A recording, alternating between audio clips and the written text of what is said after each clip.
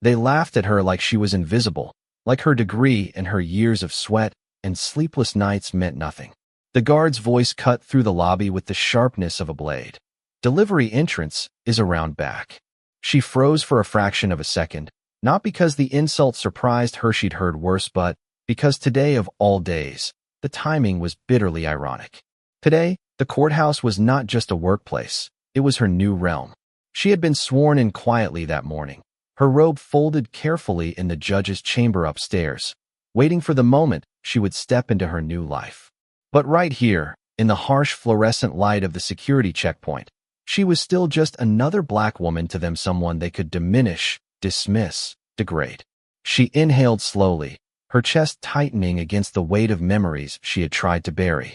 Schoolyards where slurs were whispered like prayers. Law firms where colleagues mistook her for an assistant instead of an associate. Courtrooms where clients asked for the real lawyer.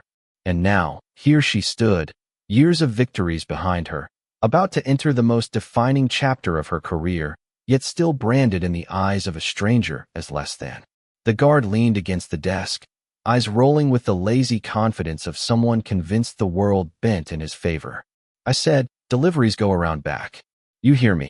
His hand hovered near his belt, not on his gun, but close enough to remind her of the balance of power he thought he owned.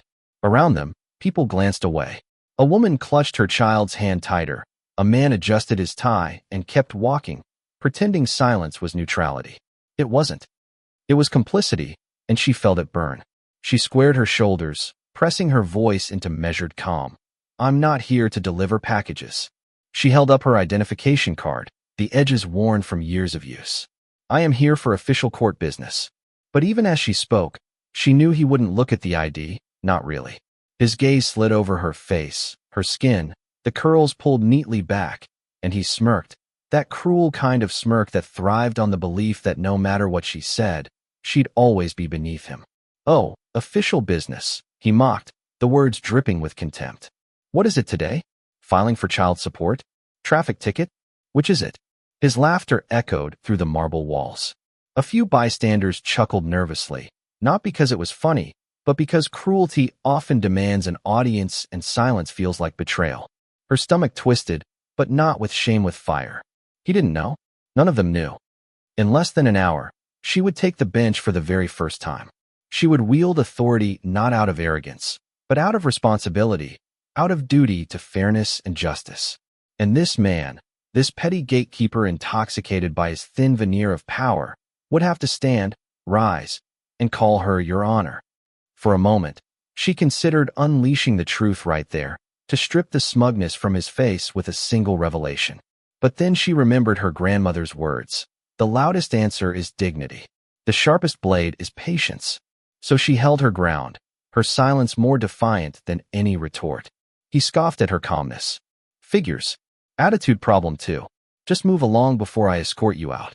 His hand finally touched the radio on his shoulder, as though calling backup against her was some act of valor. That was when another guard, older and wearier, approached. His eyes flicked from her face to her briefcase, to the badge in her hand, and something shifted in his posture. Recognition. Respect. Fear. He knew. His voice lowered urgently. Let her through. But the first guard waved him off. She's just, he didn't finish, because the older guard's tone cut through like steel. Let her through. The room thickened with tension, every eye now fixed on the exchange. She didn't move, not yet. Let them squirm. Let him choke on the weight of his ignorance. Because soon, when her name was announced in that chamber, when she walked out in the robe stitched with history and sacrifice, when the gavel touched her hand, the roles would reverse. And as she finally stepped forward, passing the guard whose face had drained of color, she whispered, not in anger, not in spite, but in promise, you'll see me again. The courthouse swallowed her in golden light as she climbed the stairs. Each step was heavy with memory, yet lifted by triumph. This wasn't just about her. It was about every barrier broken, every insult endured, every doubt crushed beneath the steady march of perseverance. The robe upstairs wasn't just fabric. It was armor. It was a torch passed down from generations who had been told to sit down, stay quiet, know their place. Today, she would take her place not where they told her, but where she had earned. And when the gavel struck, the sound would echo far beyond the marble walls. It would carry into the streets, into the hearts of those still fighting to be seen, to be heard, to be respected. It would say, "We are here. We are not invisible. We are the law." She adjusted the strap of her briefcase and pressed her hand against the cool brass handle of the courtroom door. For a second, she just stood there, letting the silence on the other side of the door wash over her. It was almost funny, she thought, how many times she had stood in this same spot, years of trials, arguments, last-minute strategy changes whispered to clients in hushed tones, but today it was different. Today, she would not walk through as an advocate, as a fighter in someone else's battle. Today, she would walk in as the one who decided. The door creaked open, and the room rose like a tide. Lawyers she had debated against, clerks she had passed in the hallway, defendants and plaintiffs who had seen her name etched into motions, all of them stood. She noticed the guard from earlier slip into the back of the room, his face pale, his posture stiff. She did not look at him directly. She didn't need to. The silence of the room already carried the message. The balance had shifted. She walked with measured steps to the bench, her robe draped over her arm. A clerk approached, reverently holding out the garment, and she slipped into it. The fabric settled on her shoulders like a crown, heavy yet liberating. Her grandmother's voice echoed in her memory again, not a whisper this time, but a triumphant shout. "They tried to bury us, but we are seeds." When she finally sat, the gavel resting before her, the air in the room seemed to hold its breath. She glanced at the docket, then at the faces before her. Nervous, expectant, doubtful, hopeful. 1,000 emotions danced in the silence. Then, with a firm hand, she struck the gavel. "Court is now in session." The words reverberated through her chest, each syllable layered with history. She wasn't just speaking for herself. She was speaking for every woman who had been silenced, for every black child told they would never make it, for every dream dismissed before it was given a chance to breathe. But the weight of the robe did not erase the sting of the morning. The image of the guard's smirk still pressed like a bruise against her ribs. She reminded herself that justice wasn't just about punishing, it was about revealing, about holding up a mirror to the world's flaws so that change could begin. She wouldn't let one man's prejudice stain the beginning of this journey. Still, she promised herself, he would learn. The first case began, voices filling the room, and she found her rhythm in the structure of the law.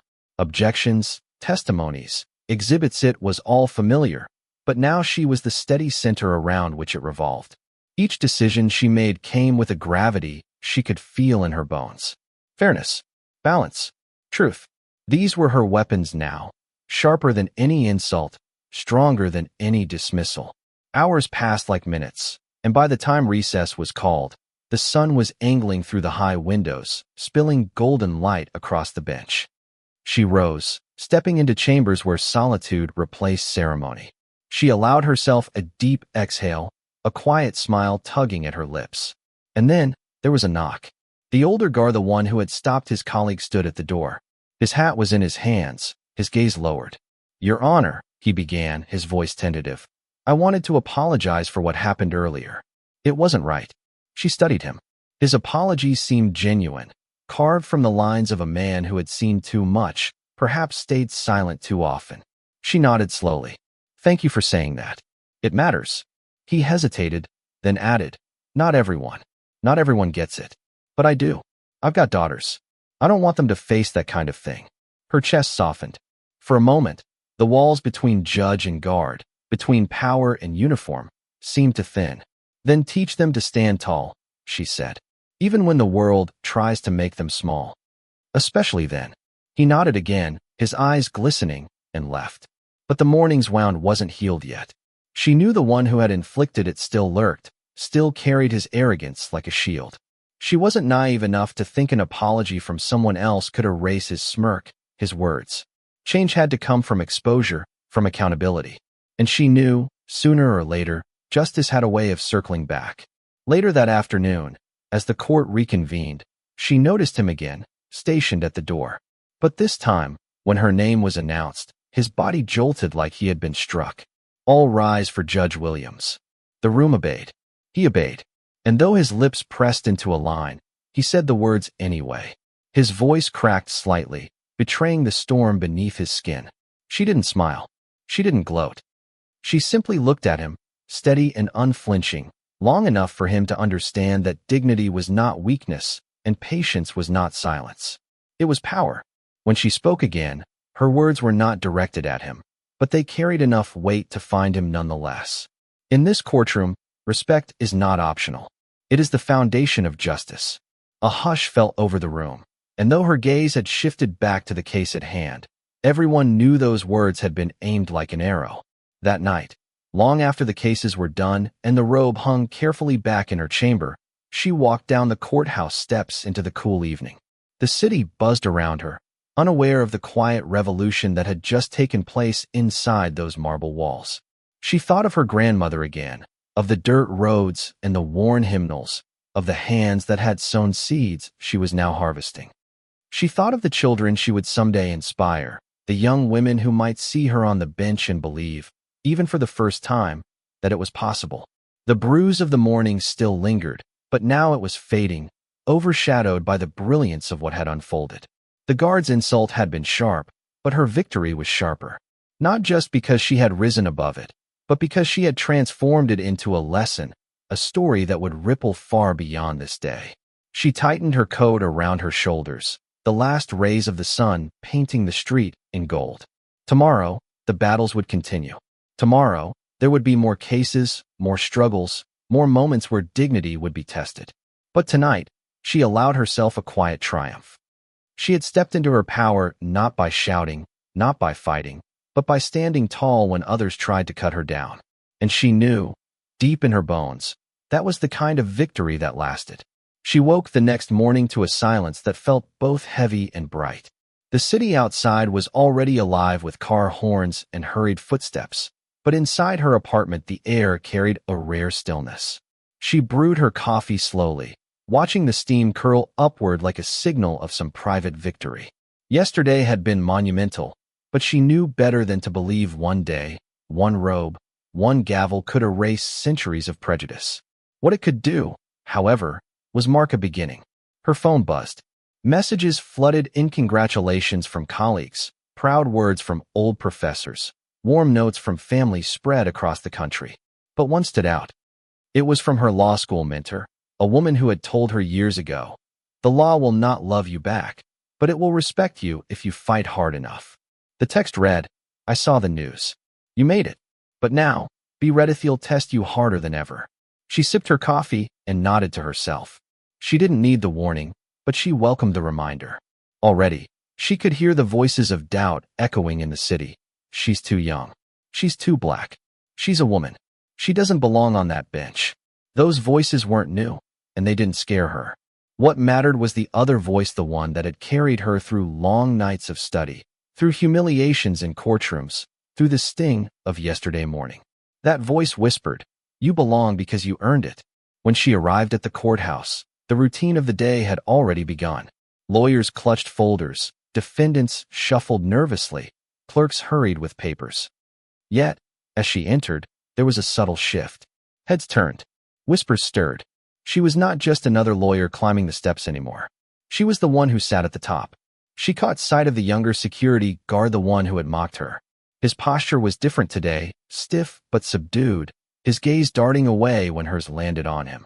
He muttered the required words, "Good morning, Your Honor," his voice low, reluctant, but real. She gave a single nod and walked past. That was enough. She would not humiliate him. She did not need to. Dignity was its own weapon. Inside the courtroom, the cases were heavy that day. A custody battle where each parent slung accusations like weapons. A criminal trial where the stakes were decades of freedom. A landlord-tenant dispute that, at its heart, was about survival and dignity for a struggling family.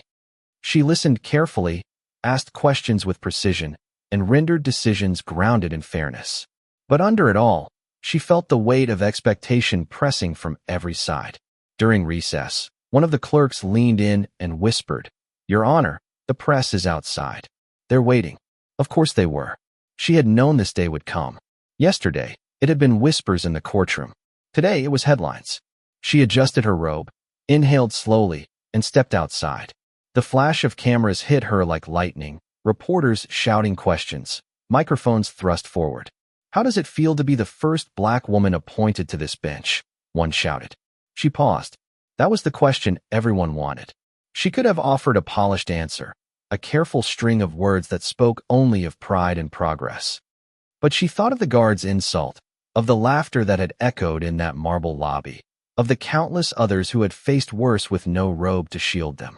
So she said, steady and clear, "It feels like overdue justice. And it feels like responsibility. Because every time I step onto that bench, I am not only myself, I carry with me the weight of those who were told they could not sit here. And I intend to honor them." The cameras clicked furiously. Some faces softened with admiration, others hardened with skepticism. She didn't care. She had spoken her truth. As she turned back inside, she caught sight of a young black girl standing behind the crowd, holding her mother's hand. Their eyes met for only a moment, but it was enough. The girl's expression shifted from shyness to wonder to pride. That was the reason. That was the seed planted yesterday, already beginning to bloom. The afternoon dragged on with hearings and motions, but beneath the legalese, she felt a current of change. Some lawyers tested her, speaking over her, questioning her rulings as though daring her to prove she belonged. She met them with sharp reasoning, unshaken by their tactics. Others treated her with exaggerated deference, their respect bordering on performance. She allowed it, knowing sincerity would come only with time. When court finally adjourned, she lingered alone in chambers. The robe hung over the chair, the gavel rested quietly on the desk. She thought again of that first confrontation with the guard, of how humiliation had almost stained the most important day of her life. Almost. Instead, it had become a catalyst, a reminder. She picked up the gavel and turned it in her hand. Power, she realized, was not in the wood, or the robe, or the title. Power was in choice. And she had chosen, yesterday and today, to rise above hatred without ignoring it, to meet contempt with dignity, to transform pain into purpose. Her phone buzzed again. This time it was her grandmother, her voice crackling through the line like an old hymn. "Baby, I saw you on the news. You look just like a Williams woman ought to look, strong, proud, shining. Don't let nobody dim that shine." Her throat tightened. "I won't, Grandma. I promise." The night settled over the city as she left the courthouse, the golden glow of the streetlights bathing the steps. Tomorrow would bring more battles. But tonight, she allowed herself a rare think piece. Because dignity, she realized, was not only the sharpest blade. It was also the softest balm. She stood before the mirror the next morning, fastening the pearl earrings her grandmother had given her years ago. They were simple, unassuming, yet they carried the weight of history. Every time she wore them, she felt tethered to something larger than herself, a lineage of women who had endured storms with grace and whose strength ran through her veins. Today, she needed that strength more than ever. The courthouse was louder than usual when she arrived. The press had doubled, and whispers followed her like shadows. Overnight, her words had spread clips on the evening news, headlines online, debates on radio shows. Some hailed her as a trailblazer. Others dismissed her as a symbol rather than a jurist. She walked past them all with steady steps. Let them argue. Her duty wasn't to the noise. It was to the law, to the people who entered her courtroom searching for justice. Inside, the first case of the day shook her core. A young black teenager, barely 16, stood accused of theft. The prosecution's evidence was thin, built mostly on assumptions and shaky witness accounts. The boy's eyes darted nervously, his body tense as if the walls themselves were closing in. She saw in him not just a defendant, but echoes of her younger cousins, of every child who had been given fewer chances simply because of their skin. The lawyers argued fiercely, each word volleyed like a weapon. But beneath it all, she could hear the unspoken narrative, the one that had followed her all her life. He looks like trouble. He fits the part. It wasn't in the evidence. It was in the air. She leaned forward, her voice clear and unwavering. "Counsel, let me remind you, assumptions are not facts. Prejudice is not proof. This court will not be swayed by anything but the evidence." The silence that followed was electric. Even the boy's shoulders loosened slightly, as if someone had finally seen him not as a suspect, but as a human being. By the end of the hearing, she dismissed the case. The evidence was insufficient, and to proceed would have been an injustice. The boy's mother wept openly, mouthing thank you through her tears. For the first time in what felt like years, the boy smiled. When recess was called, she returned to her chambers. Waiting for her was the younger guard, the same one who had humiliated her just days before. He stood stiffly, hat in hand, his expression torn between shame and pride. "Your Honor," he began, his voice low but steady, "I owe you an apology. Not just for the way I treated you, but for the way I've treated others who come through those doors. I didn't see it until now. Today watching you work, I realized how wrong I was." She studied him for a long moment. Part of her wanted to dismiss him, to remind him that apologies didn't undo wounds. But another part, the part that believed in justice, not just as punishment, but as transformation, leaned forward. Acknowledging it is the first step. But if you truly want to make it right, then change the way you see people. Every single day. Because words can cut, but so can silence. And respect isn't about who wears a robe. It's about humanity. He nodded, his throat tight, and she could see in his eyes that the lesson had landed. That evening, after the final gavel struck and the courtroom emptied, she lingered again in the silence of her chambers. She thought about the boy, about his mother's tears, about the countless others who would walk through those doors carrying stories shaped by prejudice and struggle. She thought about the guard, about his apology, about the possibility of change. And she thought about herself, about the long road from humiliation to authority, from invisibility to presence. She picked up her robe and folded it carefully, her fingers brushing over the fabric as if it were both shield and symbol. The robe did not erase her pain, nor did it guarantee her respect, but it gave her the platform to demand it for herself, for others, for anyone who had ever been told to stand in the shadows. As she stepped out into the evening air, the sky was painted with the last light of the sun, a brilliant wash of gold that stretched across the horizon. She paused on the steps, breathing in the moment. This light, she thought, was not just for her. It was for every person who had been diminished, dismissed, disregarded.